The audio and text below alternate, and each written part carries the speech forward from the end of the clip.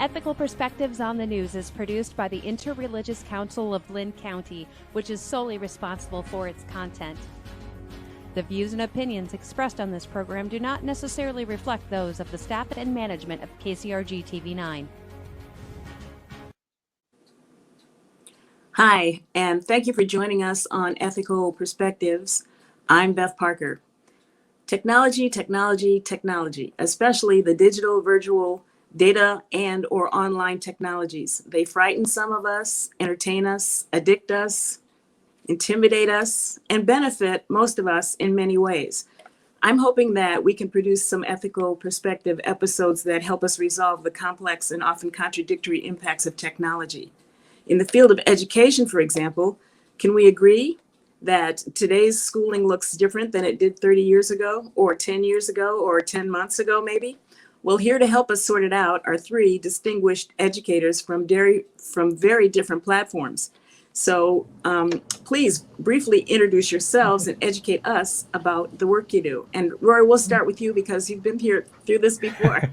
Yeah, thank you for having me back. I'm Rory. I'm a grassroots advocacy organizer at the Electronic Frontier Foundation. And my role is basically working with many of our grassroots organizations in the Electronic Frontier Alliance. And one kind of set of those groups are our community educator groups. I founded my own back in New York, which is an EFA member, Cyper Collective. I also have a background in developmental psychology. I was in a doctoral program for that, so I have some thoughts there as well, but I'm going to try to focus on the community education area. Peggy, Lydia? Go ahead, Lydia. I was just excited because Roy said New York, and I lived there for a long time, so we get that on. I'm Lydia Hartunian. Thanks, Peggy. I've been an educator for over 30 years. My degrees are all in philosophy, and I currently teach, I've taught for 20 years now, a course called Culture and Technology. So we're always looking at the impact, we have technology, and how do we define that? It could be broadly defined as a tool, so it could be anything. And how does that affect the various aspects of our lives? So I'm constantly obsessed with this topic. And I'm Peggy Stover, Associate Professor of Practice and Director at the University of Iowa Marketing Institute. I have been there almost 9 years. And prior to that, I spent 25 years working in a variety of executive roles with several Fortune 500 companies, specifically in the areas of marketing, market research, consumer insights, and data analytics. So specifically, as we talked before, please interact and share your ideas with each other. Let me ask, how are you in this vast education field? Who are some of your mentors and your models? And let's start there. How do you find your direction? Well, I would say, thinking back, how I was literally thrown, for lack of better words, into technology was with one of my first early employers, when computers just started hitting the private offices, and I was promoted to this particular position and basically told, here's your computer, here's your Excel manual, and go learn. So I literally had to learn.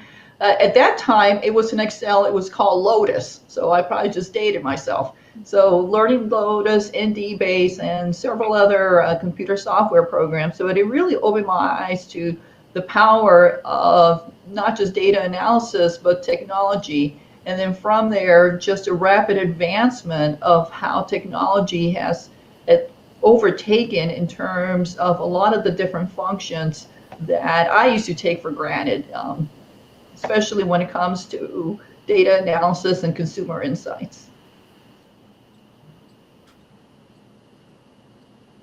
Yeah, I'm thinking, Peggy, you said something about dating yourself, and I can really date myself, but it brings up that distinction between digital native versus digital immigrant. And so those of us who had to migrate to the new technologies, such as I did not know what a cell phone was, or that and a smartphone until much later in life. So I had to migrate to that. like Peggy said, I had to learn how to use email, and now there's all these other tools that are constantly thrown my way. I have to just, it's like learn it or die, kind of.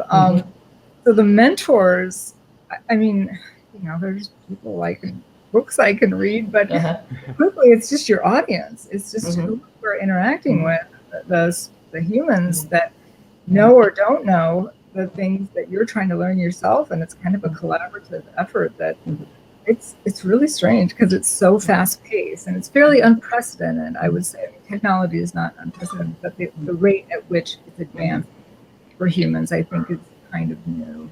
Yeah, absolutely. The mentors that I had, at least, were just books, because at that time everybody was literally learning the technology at the same time. So there were very few instructors, so to speak, especially within the corporate hallways. So it was basically a matter of just picking up an old-fashioned book, in my case, Lotus, and just teaching yourself. And I think from there is how a cottage industry of corporate trainers came about, in terms of being able to then teach the technology to the next, to a new generation of workers.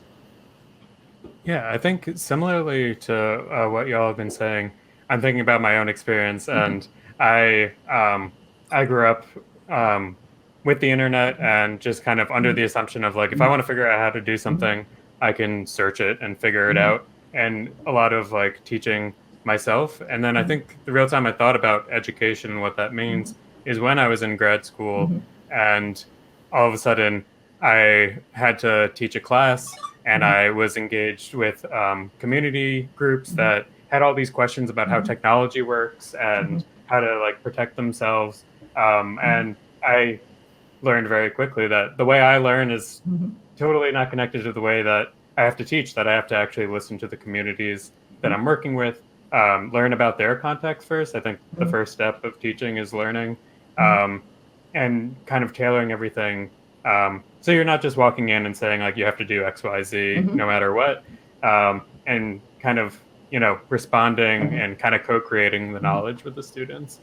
So I think that trial by fire is probably the main mentor for me.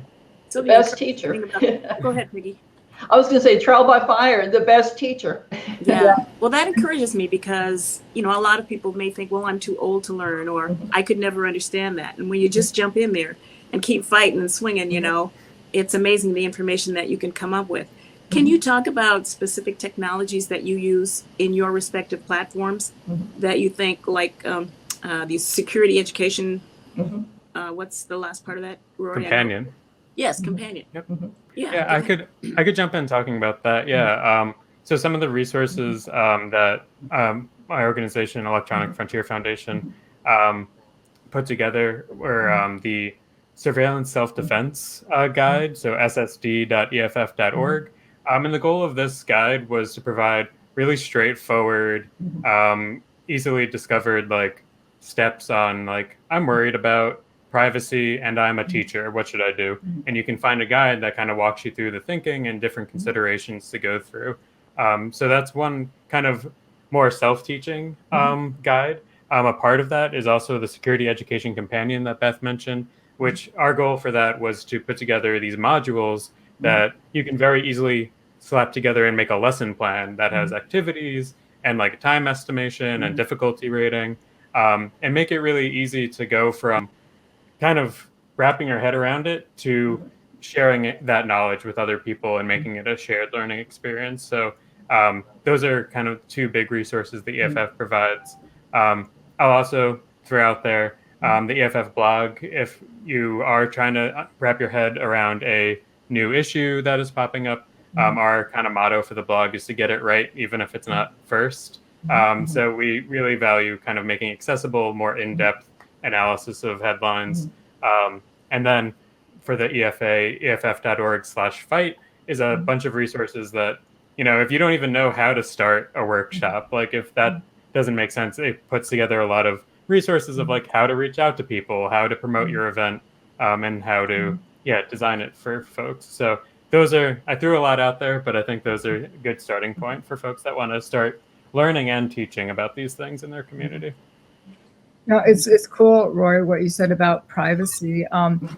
Through my teaching and experience with people and all these technologies we interface with, something that's really become of interest to me lately is the racist foundations of a lot of the algorithms and a lot of the technologies that we use, and we don't understand the origins and foundation of them and where they come from. And the premises in a lot of cases are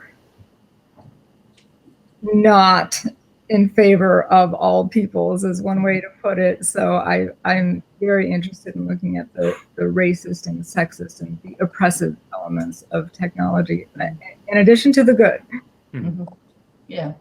Yeah, I would agree that at least in the courses that I teach, I have seen just in the last 2 to 3 years already a acceleration of including new technology tools for marketers, because that's what I teach. So to give you an example, one of the things that we're now exploring is how to integrate virtual reality and augmented reality into some of our classroom settings, which, like I said, even 3 years ago, that was not even in the radar. But it just gives you, one of the things that I tell students is technology is changing at such a rapid pace that what you learn perhaps as a freshman or sophomore, by the time you graduate, can become obsolete. That is how quickly, at least the marketing industry is changing. And a lot of that is driven because of the technology and all these advancements that are taking place. It's so funny you mentioned VR, because that's something I've been trying to bring up a lot at the EFF, because it is just around the corner. Yeah. And I think just in general, approaching education, something to emphasize is context in it. Is, these aren't just random decisions. Like the algorithm's not just randomly biased by chance. Like, and kind of digging into the context of, like, why were things built this way? What voices were involved in the building of this tool or technology? And what are the paths forward? What are the good parts of it to extrapolate? So I think, really great conversations to be having. Oh yeah, and one of the things, and not to get too off track here, but one of the things I think that we're already starting to see and get a sense of is the algorithms and how they're built because of the issues that are taking place with Facebook. In that, like any kind of power, it can be used for good or maybe not so good. So one of the things that I think we're going to be wrestling with, both in the education industry and also just in social media content and every facet you can think of, because technology touches all of our lives, is how are we going to somehow guide and police, for lack of better words, these algorithms and how they're being built and how they're being used, to make sure that they are being used correctly in a very thoughtful manner and not to, distract or serve as a divisive tool. Right, lack of division. And you mentioned something that just gave me an idea, which I just forgot, but I'll move on to my next. I was thinking about, Rory, what was the last thing you just said about? The context of where these tools are built and who's involved. Yes. And you said that these biased algorithms were not just random. Sorry, they weren't, and we have to consider that. And also, I would offer up. This is where I think I lost my train of thought, because it was like I'm going to go in a completely different direction. Often we talk about technology as we think of wires and batteries and words and this type of thing.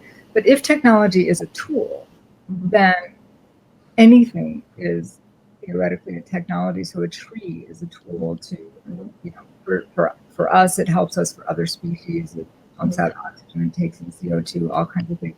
So then we start thinking about it. The tree is technology, but then a bank is technology, then city planning is technology. Then any job is technology, and the way in which people are hired is technology, on and on and on and on. And again, I come back to the concern about the racist foundations of a lot of these institutions. Yeah. And then you On top of that, if you parlay the change in demographics that the United States is undergoing, it does, at least for me personally, it does cause for me to pause and express some concern as to how are these things being built, what is the impact, and what parameters are being used to make sure that there are safety checks and to ensure that, to your point, they're not being biased one way or another. And who will be checking these systems? That's exactly. the question. Exactly. And there's also a really tricky question that I find interesting, and I'd be curious what you think, is there's the right tool for the right job and whether or not a job needs to be done or not. And I think this comes up with things. I personally think proctoring software is unnecessary surveillance being imposed on students. That even just having like open book tests or something totally eliminates the need to kind of control a student's computer with this invasive software. So like stepping back and like, I don't think there's an ethical way, or I personally don't think there's an ethical way to use that sort of tool that is inherently invading privacy and limiting autonomy of folks.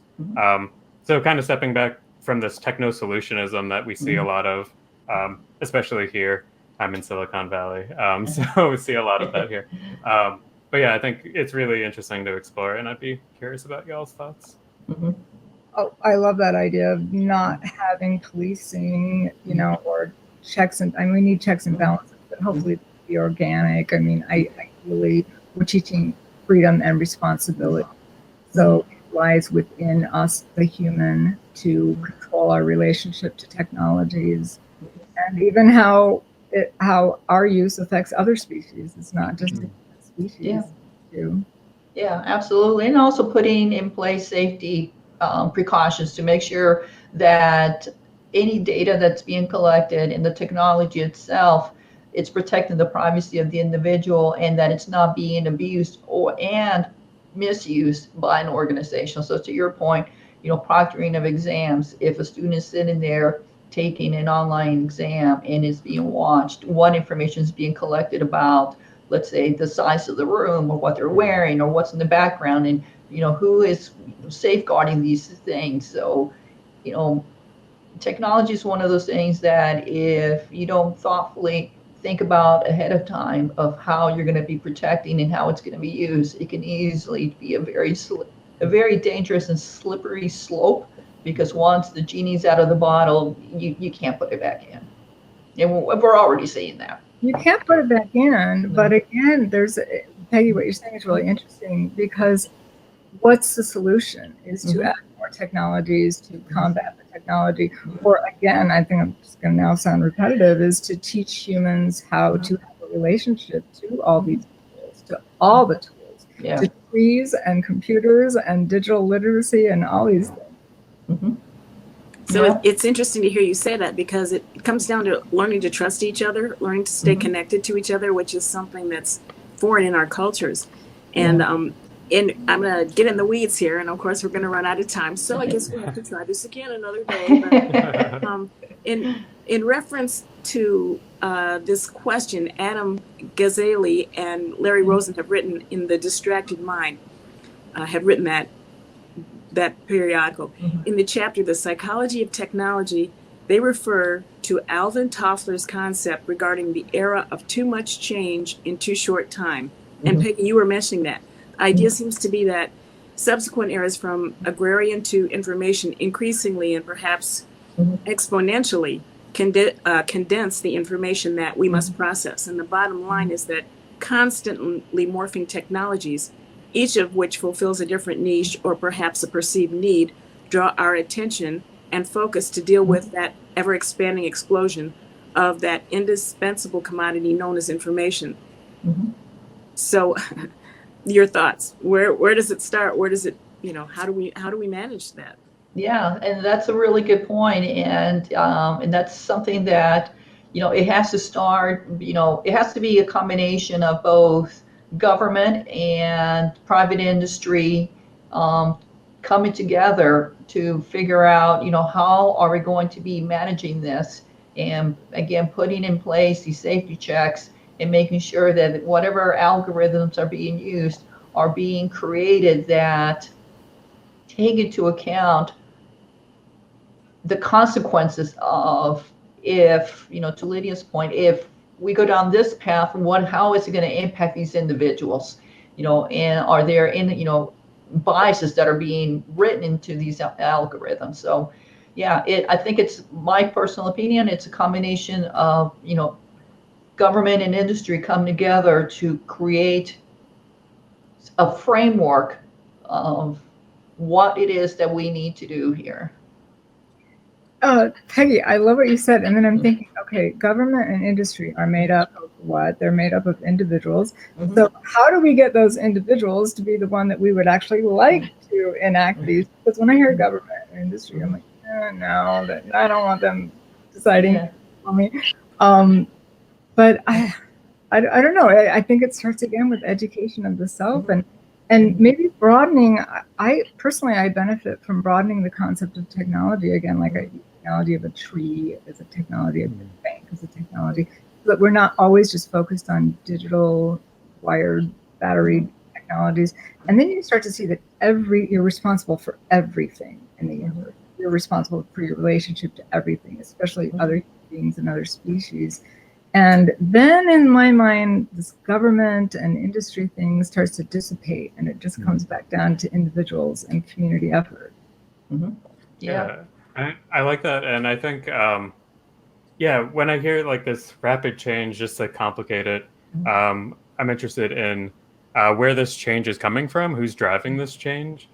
Is this like a very top-down change? Is this like, your boss can just demand you wear a camera on your head every day, and that's a very rapid change, versus is this a more democratic change? Is this something that people really need or really want or find really useful? And that sort of rapid change, I think, has different qualities, like where it's coming from. Is it coming from, the people, from the grassroots? I'm biased as the grassroots organizer. Or, is it being imposed on people from a government or industry or just, anyone that has the power to change the norms in our society. Yeah. So, what kind of information may you have learned from each other in this discussion, and how might it impact your perspective and your advocacy as an educator? I'm going to jump in because I'm already thinking Roy and Peggy need to come visit my class and tell students what they know. So I'm going to look more and get the different perspectives there. I was so excited with this panel because I know each of you differently, and it just seemed like there's so much information. So I didn't mean to interrupt. Go ahead.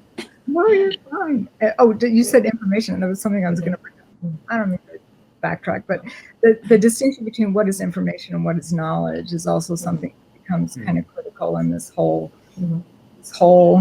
analysis we're doing. Because if we have information, do we even know what we're doing with it? And then again, who do we want to be handling information if they don't even know? So what is knowledge? What is information?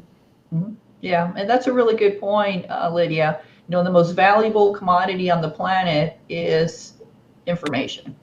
And one of the things that I appreciate that you mentioned was the impact not just on people but also on the planet, on animals and on the environment. So that's something that is definitely needs to be incorporated into all of these decisions that are being made. And like I said, technology is just advancing at such a rapid pace that I don't think that most people can really grasp as to how quickly things are changing. Definitely. And I also want to highlight, I think questioning the idea of what technology is was a really interesting point, Lydia. I think I'm very, very focused on digital technology. It's what EFF is all about. But it comes down to more fundamental ways that we navigate the world, like a tree can be technology. So I really appreciated that kind of change and broadening of perspective. Yeah, it was a great insight. Technology is just a tool. So, Amy, how are you going to use it? So I know that proctoring is one thing that concerns, for example, Rory. I've heard that information. What are some of the things that concern you about some of the educational models that we're seeing today? Proctoring and worrying about the interest in the privacy of the students. You know, where's the balance? What are some of the other tools that you're concerned about? Yeah. I think literacy is one. If we just keep the fads, the trends, now this, now this, now this, and by the time you start to become semi-proficient in it, well, no, now this, not this. So what do you want us to do? What do you really want us to know? Why are we doing this? I can still do my job with a piece of chalk, or with no chalk at all, just with conversation. So it's I think that kind of the inundation is something that kind of freaks me out at times. Yeah. So go ahead, Rory, please. Oh, I was just going to say, yeah, I totally agree. I think, we talked about how we learned and how we teach at the beginning of this, and they were like, figuring it out ourselves or working with other people or being kind of thrown in the fire. And I think tools like proctoring take this model of like a banking model of like, you take this information or else you get a bad grade, and this kind of threat. So I think looking towards technologies that allow more collaboration and co-creation of knowledge. It's a tremendous undertaking, sharing information. If there are teachers listening, educators listening, what would you share with them? What would you like them to know? Or even if it's about services that you offer or ideas that you have. I think Roy just hit on something that is so key: collaboration. There's no ego in this. There's no me. Well, when I grew up, it was this way. Nobody wants to live the way I grew up. That didn't work. So I don't want to go back to the 80s. Big hair. I've been there, done that. We have to constantly evolve together with all the generations, all the different points of view. I mean, this is how it is now. There's no going back, like Peggy, you said before. Yeah. We have just shortly under 2 minutes, and so any closing comments that you would like to make, or statements that you would like to make as we close here? I would say, in terms of just from an education standpoint, one of the things that I tell my students is it's okay to slow down. It's okay not to jump on the latest fad because your friends are doing it. That it's okay to stop and just slow down and just appreciate what you have at the moment. And to Lydia's point, I can do my job with a chalkboard and a piece of chalk, and just as effective as I can with some fancy schmancy tools. Don't lose sight of the fact that you have to collaborate and you have to connect with people in order to be really an effective educator. Probably about 10 seconds each, Rory and Lydia. I'll just say, you don't have to be a teacher to teach, and you don't have to be in school to learn. That I think if you and a few other people are curious about how to learn something, there's a lot of resources out there. I plugged a few from the EFF. You can always co-create the knowledge. Absolutely. You do not need a school to learn. You do not even need Google, although it works. You just get together and share ideas. Well, we're going to close out here, but I'm so grateful for all the information that you've shared. You have such a overwhelming responsibility in the lives of the people that you teach and shape our future. So I hope we can continue this conversation. I hope amongst yourselves, you will continue this conversation. So thank you so much for joining us here on Ethical Perspectives. And I want to thank Terry and Craig, too, our executive producers who do so much work. Well, thank you so much. Yeah, thank you so much. It's been a pleasure being part of the group. It's a pleasure to meet all of you.